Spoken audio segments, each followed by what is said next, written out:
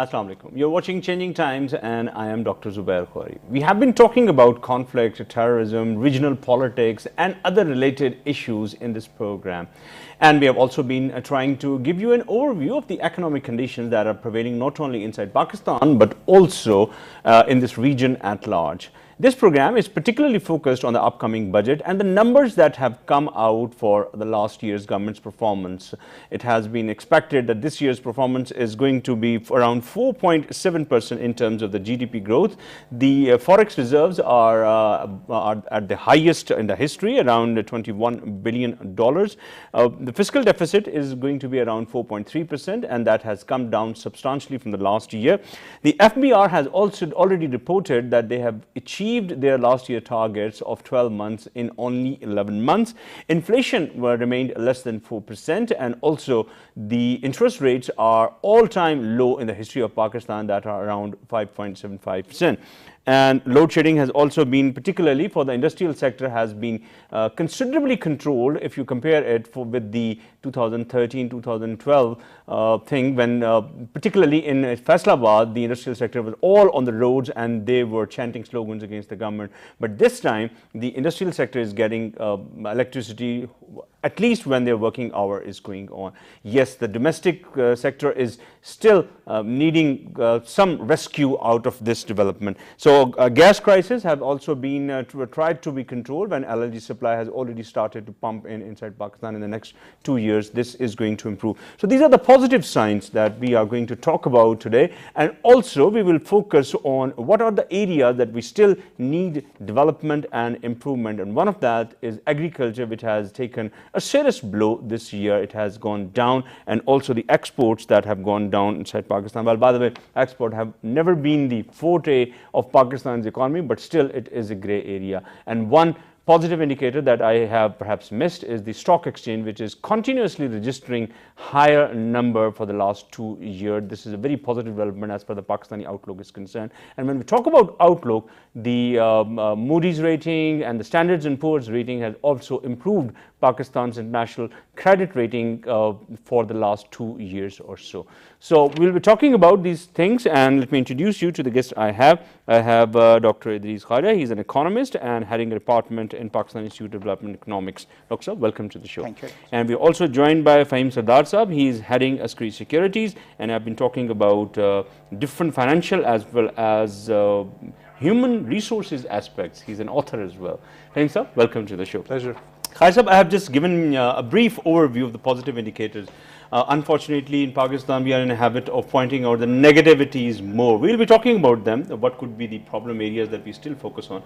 But if you look at the economy of Pakistan in 2013, when this government took over, there were credit ratings were going low, the growth rate was around 2.5%, and the investments were not coming in. The forex reserves were also down.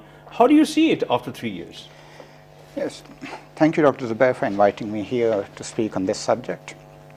Yes, the economic performance has improved over the last couple of years. The macroeconomic indicators are good. As you said, that inflation is down, manufacturing sector is improving, and exchange rate reserves are all at all-time high.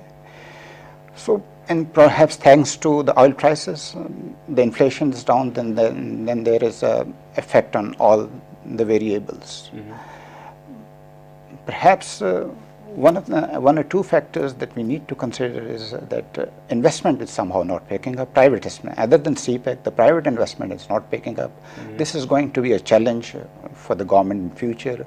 And there could be a number of reasons, and one reason could be the energy supplies, which perhaps are expected to improve in the years to come. Exports is another gray area, and another gray area, as you mentioned, is agriculture. But overall, yes, over the last couple of years, the macroeconomic indicators have improved. We talk about them. Apart from the oil boom, rather the oil prices have gone down, and it has been a boon for all the economies like us, which is a largely oil import economy. But shouldn't it be the case that we should give credit to the government's performance? Is there? Yes, of course. Whenever the economy is improving, it couldn't be just because of the external factors. Of course, there are internal factors. There are internal factors, then there are economic management involved as well. So yes, the government deserves credit for this, better economic management, especially the managing the reserves. Remittances is another silver area, remittances have been picking up for the last 15 years or so. And despite there was a fear that due to this oil prices going down, there might be a reduction in remittances from the Gulf, etc. But this has not proved to be true. Yeah, that's a counter to the argument that the oil prices have affected Pakistan's economy, but it has not affected the forex reserves. Yeah, this is not affected because perhaps the economic activity has not gone down too much in the Gulf area, perhaps because of the state intervention there. Okay, Faheem Sardar, let me go to you. I know that you have been very good in pointing out the flaws that are here and there in the Pakistan's economic conditions, but let's turn towards positive. Where do you see the good things have done to get up with these good macro indicators? Dr. Saab, I've always been the first one to say that our GDP is at a record level. There's no doubt about that. And we have been experiencing rising GDP levels for the past 6 to 7 years, and there's been an acceleration in the very recent past. There's no doubt the government has tried to sort of galvanize the private sector, the business community, the FIs, our friends, to sort of look differently towards Pakistan or more positively towards Pakistan. But it could have been much more because of it. As Dr. Saab very rightly said, there is some. You have an insatiable desire to go more. No, of course, because I mean we're happy with 4.7. Why? I mean. If you look at what it could have been better. It could have been much better. It could have been much more, because I mean, you see, one thing which we don't sort of factor in, and I don't know why we don't do this. I guess it's somewhere ingrained in our psychology somewhere. As you said in the beginning, we like to be negative. I mean, I'm saying this very positively. Everybody wants to pay tax. Honestly, I mean, people are like, just don't hassle me, I'll pay tax. Okay, so that is, I think, the biggest benefit that the government could sort of cash in on. The government could have made things, 4.7 is okay, fine, that's very nice, but I mean, it could have been really nice, okay? It could have been 5.5, wow, why? You don't want to sit on and enjoy on your laurels, you want to go ahead? No, not at all. I'm from the private sector, we believe in constant growth. Okay, energy has been the engine of the growth of any country for that matter, and particularly Pakistan, which have been suffering those energy outages. But isn't it a good sign that the industrial sector is getting energy at least for their 12 working hours?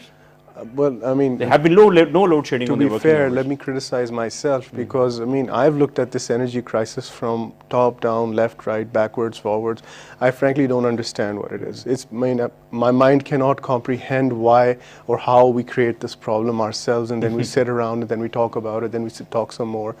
It's wonderful to know if industries are getting energy, because my principle is industries should be active 24/7. I do not believe in shutting machines down. I mean, if you have a machine, you can build more markets for it. Well, you've got Africa, you've got BRICS minus India. I mean, we'll trade with India when the time is right. But you've got so many opportunities to look at. And this is just the beginning. I mean, I'm happy to, Dr. Saab, I've been saying this for more than 2 years now on TV. Our GDP is at a record level. Every year, with Allah's grace, it rises. Yes, the government is trying. The government needs the support of the private sector, which I think the private sector is giving wholeheartedly. But the government could have made its own life much more easy.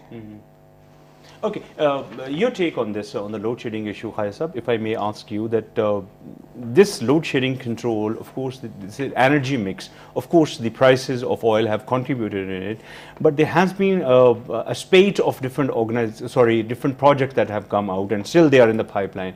If you look at this CPEC only, a large chunk of the investment the Chinese are going to do in the CPEC is related to energy sector, and it is expected that around 10 to 15 billion dollars are going to go into this.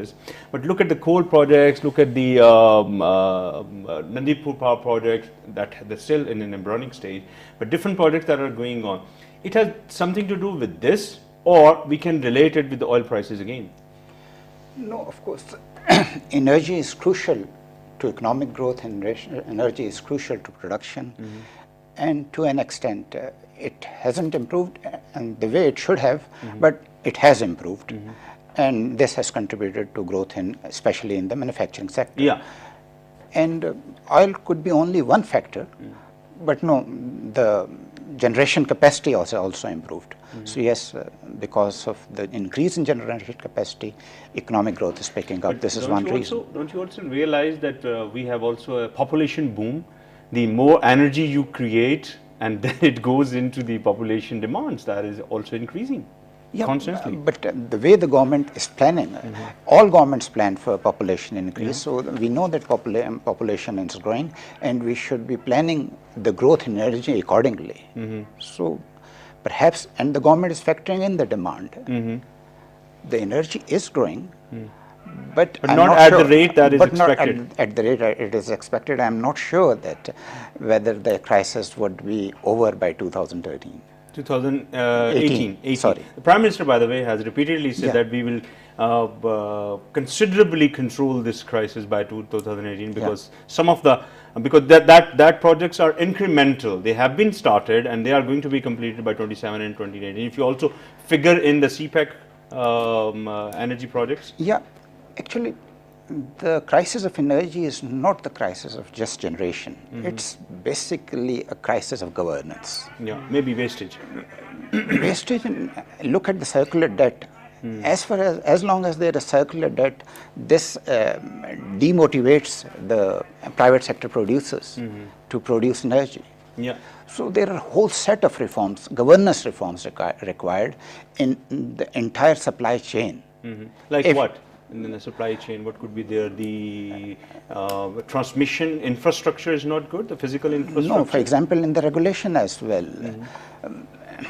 The heat, to look at the heat rate, they say that the private sector producers are not producing as efficiently as they should have been. They are using more fuel per unit than they would have been using. Now here comes in the NEPRA. NEPRA is the regulator. They have to look into the efficiency of the, but I think for the last so many years. Is it complacency or is it incompetence? Seems to be both. Seems to be both. Okay, Faheem sir, last time when we were talking about last year, perhaps you were also there in one of the programs, but this time we are seeing about 4% growth, 3.7% growth that the large scale industry is registering.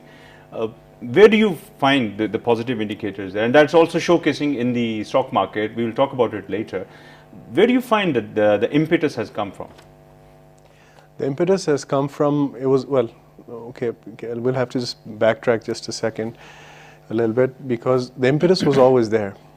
The private sector always wanted to do more. As you can see, I'm not happy with 4.7%. I want 6.7%. That's the way we think. That's the way we should be thinking. There's some aspects, some bottlenecks may have been removed or lessened. That has helped increase things. But if I could just come back to the energy thing for just 1 second. Energy is one big factor. Yeah, because I mean, I just wanted to share a point to what you gentlemen were talking about. Look, we have a wastage of 35% of energy now. 35%. This number has come from? This number is the average empirical number that is quoted. Okay. Because experts quote it. I'm not an energy expert, so I would rely on what they have to say. But if there is even a 5% wastage in my eyes, I would call it not an energy issue, I would call it a management issue. Okay. Because it needs to, as you said, you said twice, transmission. Yeah, fix the transmission.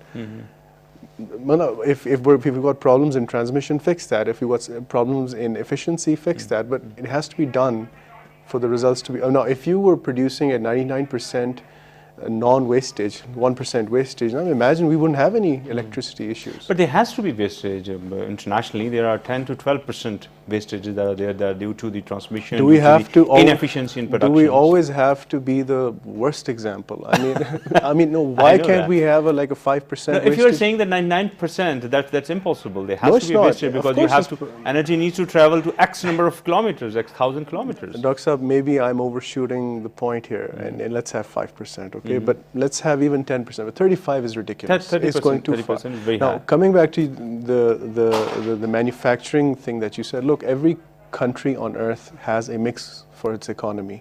Agriculture, service is doing pretty well in Pakistan, but as you said, industry and manufacture was slow. Yeah, last year it was slow. You have a low interest rate regime, and by then, last year private credit was not picking up. Now it's started to pick up, because, and I've also heard that very soon the government is going to start laying off many of the PIB stocks that it has. Why? Because that credit will then sort of come back into the market. So you might actually see a further increase. Okay. Now that's actually good. Everything is pointing in a positive direction, but there is one very serious negative which we have to look at. And I'm not criticizing anybody here. Oil prices have started inching up. Yeah. And Pakistan has not secured any 10-year forward contracts with one of its biggest importers, exporters of oil, that's Saudi, where we're producing 30% of our production, of our consumption. Sorry. Yeah, 70% is coming in. 70% is coming from abroad, primarily from Saudi. Okay, now it's laughable how little we consume. Honestly, it's laughable when we consume the same oil as compared to Venezuela. I mean, for God's sakes, 340,000 barrels a day, that's nothing. Either increase production quickly or secure forward contracts with Saudi so that you at least enjoy for an extended period this external favor. Because I'm telling you, the moment the prices start to rise, this government is going to come under severe pressure. Okay. Right. So if you sorry. May I add to Yeah, please go ahead. Yeah, go ahead. Look at the theft. A significant percentage of electricity is lost because of theft. Yeah. Now, what's the governance issue here? The electricity is distributed by the federal government. It's a federal subject. But the theft has to be controlled in provinces. And without the help of the police, the theft cannot be controlled. No, you're right. We tend to always target the government in this way. But what about the people of Pakistan? Is it the responsibility of the people of Pakistan that they shouldn't be enjoying on others' pockets? There's something like called conscience inside me. I shouldn't be putting my hands into others' pockets. Why I'm going for the Kunda system? You're right, but if there is, how to control it? Yeah, but these are the political pressures. Then you see, everybody's on the street. They have tried somewhere in the FATA area or some of the Khyber Pakhtunkhwa areas.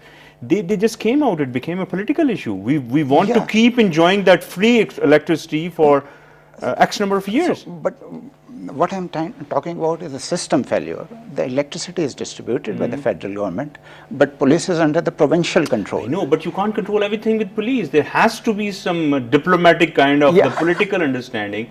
So if you pick up that baton and start charging everybody from Khyber Pakhtunkhwa to southern Punjab to Sindh, and even in Karachi, which is one of the biggest urban cities in Pakistan, people are enjoying themselves. Yeah. So there has to be some responsibility coming also here and there.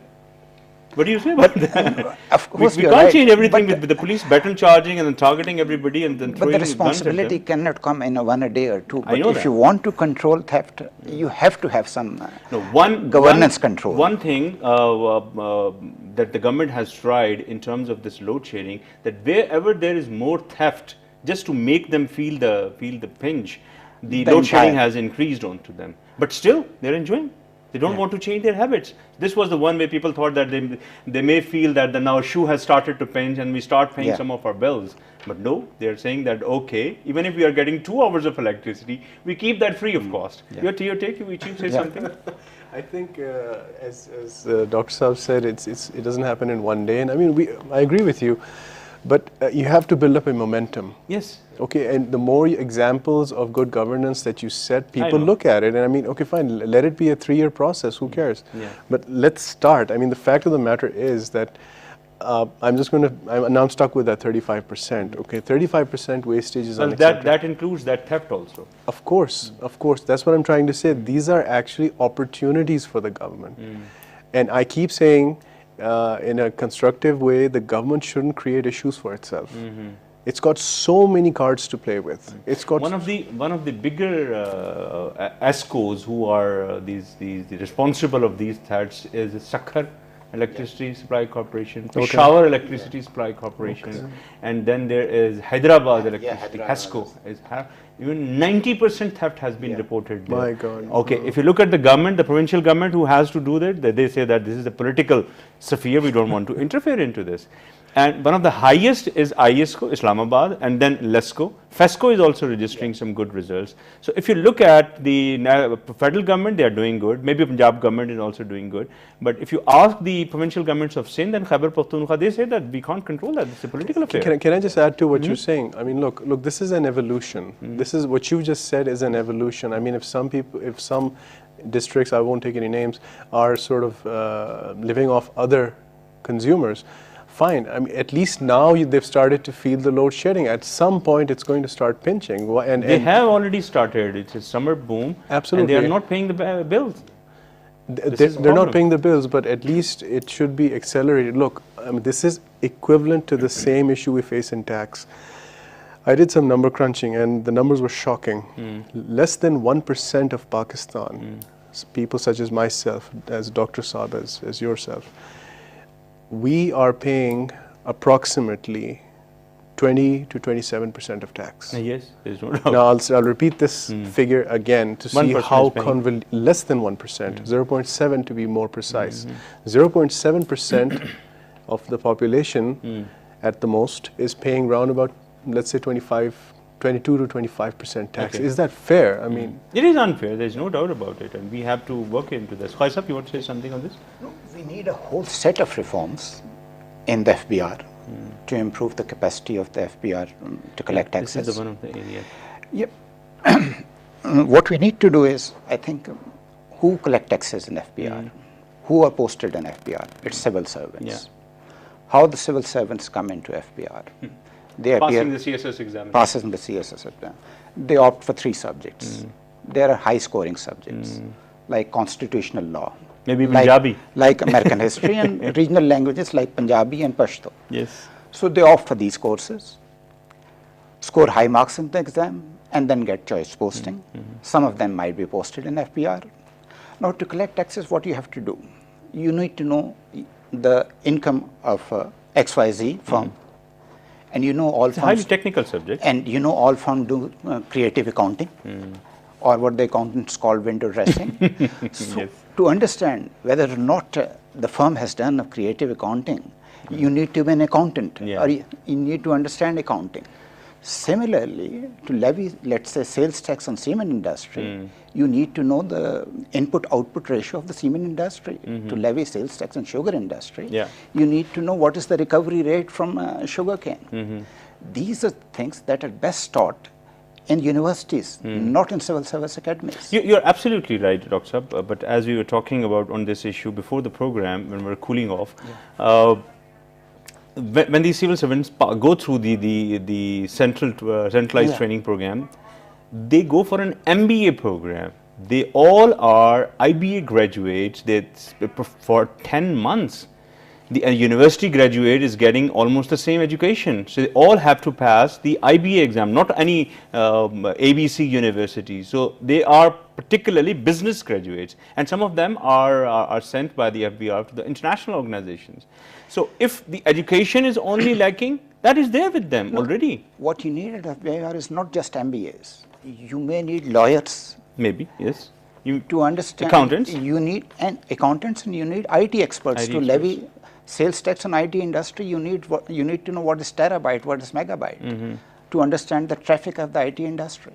So perhaps it's a case of political will as well. It's a capacity issue. I can understand that. So what you need to do is to make the FBR autonomous, make the chairman post of the chairman FBR a tenured post, select him through an Again, open a civil process. servant, the DMG officer or an income tax officer comes in to head the FBR. No, the post should be advertised, and there should be there should be qualifications, and it should be a tenured post. And just as other autonomous organizations like State Bank, like Atomic Energy Commission, hire their employees, the state and the FBR should have. It should be completely delinked from the civil service. That's the federal structure you're talking about. After the 18th Amendment, a large chunk has to be collected by the provincial governments. Yeah. So there is also an issue with the collection mechanism that we have, that everything is collected by the province and federal government, and that comes into the central depository, and then it is distributed to the provincial and the federal government. Do you think this is a good idea to do with this? Exactly. The federal government is collecting around more than 90% of the taxes, and the only provinces are collecting only 8 to 10%. There are 2-3 issues with that. First, all the attractive tax bases or the lucrative tax bases are with the center. Okay. And the difficult to collect tax bases are with the province. For example, the property tax. The property or the agriculture tax. Agriculture and tax is politically difficult to collect. Sales tax and goods is with the center. Sales tax and services is with the province. Again, it's most of the taxes of these taxes come by default, because you have to buy something and you have to pay that sales tax. But you have to collect tax from doctors, you have to collect tax from lawyers, and all this small sector is in the informal sector. Okay. So it's difficult to. The center has to collect a tax excise duties from a few factories. They can just sit at their gate and collect taxes. Okay. Tax on goods is relatively easy to collect as compared to tax on services. So to encourage taxation, to encourage collection, what you need to do is to share tax bases with the provinces. Yeah. That's a number they of have been demanding this also. Yeah. For example, if you have to levy tax on XYZ cement factory, and let's suppose it's located in Sindh. So you can say that the corporate tax 30% would remain with the province and 70% would go to the center. So if the tax collection is 100, the province would be induced, would be encouraged, would be incentivized to collect 120 so that they can retail an larger. Okay, that's one argument for the tax so collection. you need to. Yeah, I'll come back to this in terms of the disparity between direct and indirect taxes. But let me go to Faheem Sir. Faheem Sir, the continuous growth that is witnessed in Pakistan Stock Exchange, erstwhile Karachi Stock Exchange, and I know that you have some serious problems with this, the combination of these all three stock exchanges in Pakistan. But since we have the Pakistan Stock Exchange, let's talk about it. Where do you see it is going? It is, yes, definitely a positive indicator, but may not be the indicator of the actual health of the economy, because we have so many gray areas and unregistered economies. But still, how positive is it? The Pakistan Stock Exchange is doing well because the companies on the stock exchange, a big chunk of them, are doing very well. Once again, it's the private sector leading the way. It has to be. The government doesn't do. Sorry? It has to be the private sector. Why are you earmarking it like that, red flagging it? Just being clear. Okay. So that clearing the air, so to speak. No, I mean, the government has taken steps to consolidate the stock market and everything. And I mean, in principle, that's fine. I just have an issue with some of the technicalities and the results that have, some of the negative results that have actually manifested. Now, if the stock market is doing well, we just have to, obviously very nice, but it's doing well now. For 9 months, it was totally dead. Suddenly, it started activity again around about a month and a half ago.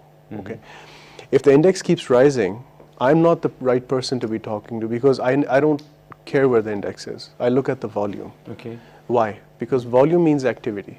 If activity is good, healthy, strong, whatever you want to call it. There are discrepancies in terms of the index and the volume?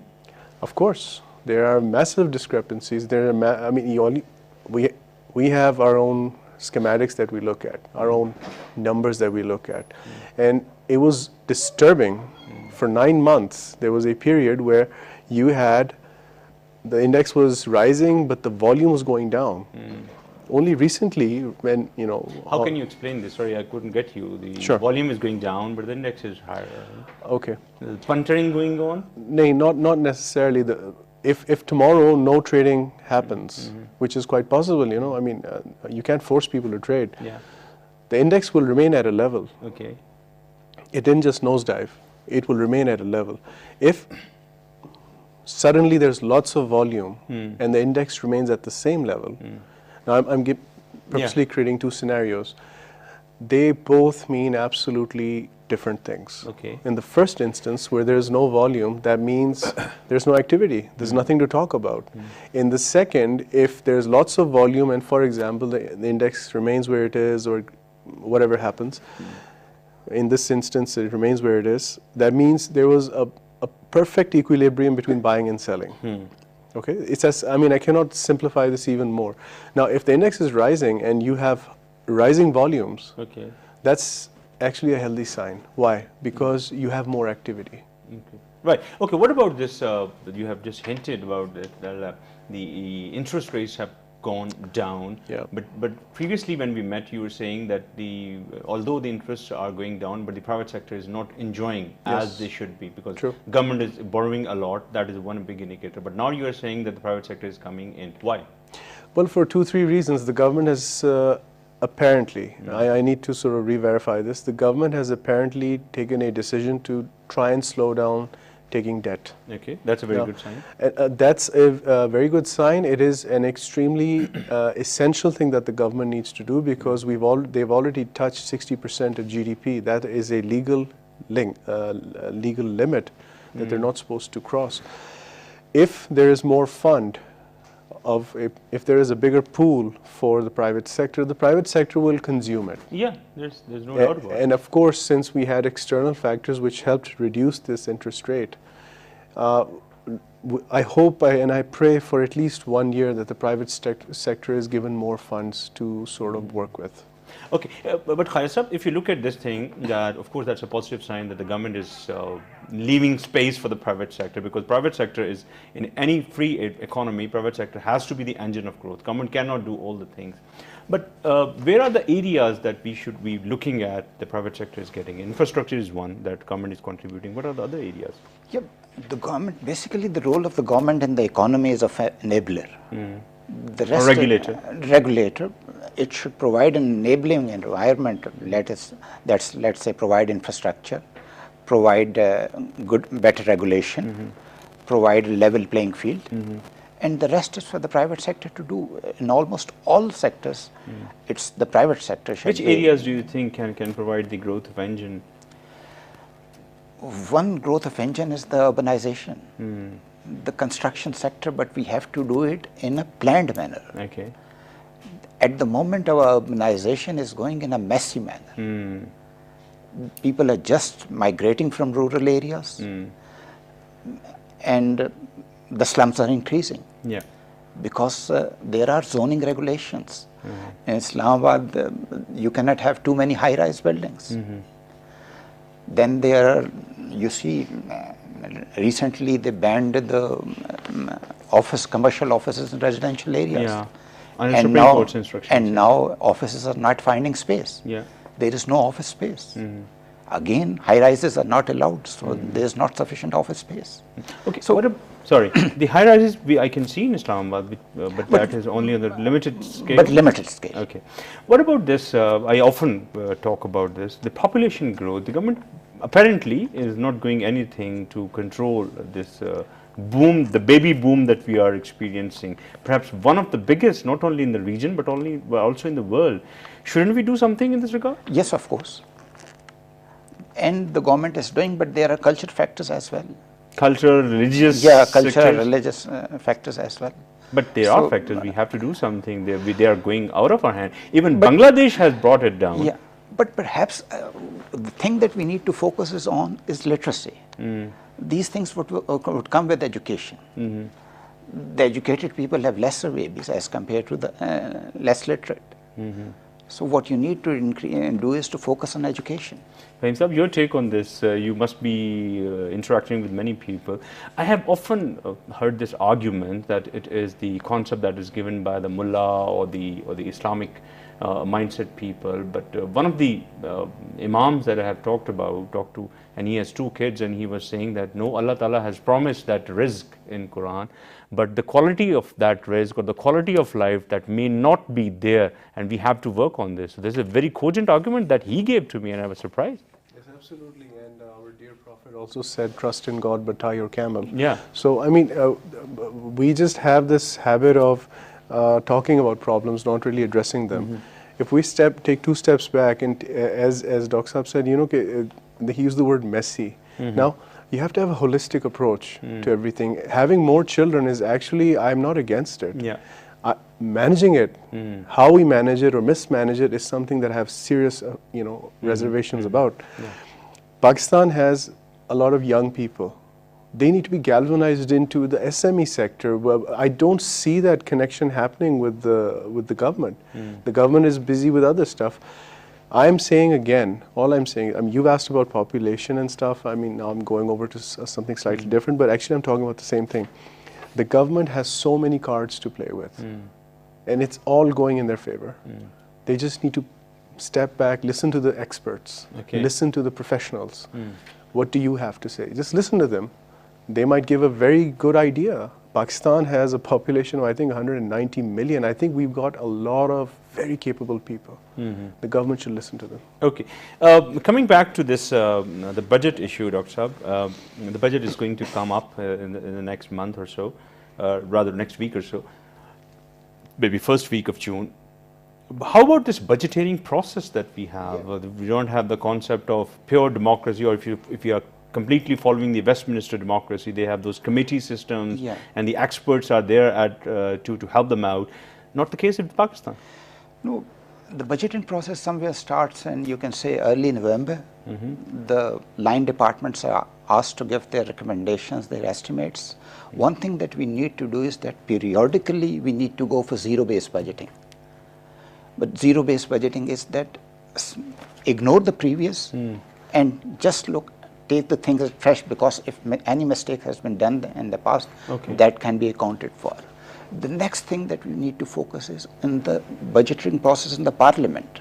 What kind of debate goes in the parliament? So two things. One has to be, first is preparation, and then it's a debate. And we have to go. We have to focus more on the standing committees. Standing Committee of Finance, Standing Committee of Commerce, Standing Committee of Industry, because they are the experts. All parliamentarians cannot be experts in these fields.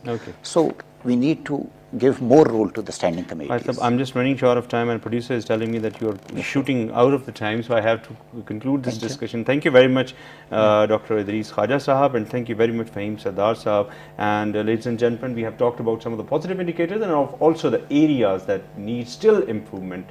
As Faheem Sahab has put it, 4.7 is a very good growth rate, but we can do still better. We should always aim high and then strive for that. Your comments and suggestions are more than welcome at facebook.com/Dr. Zubair Ghori official, and my Twitter handle is Dr. Zubair Ghori. That's all from us tonight. Have a very good night. Allah Hafiz.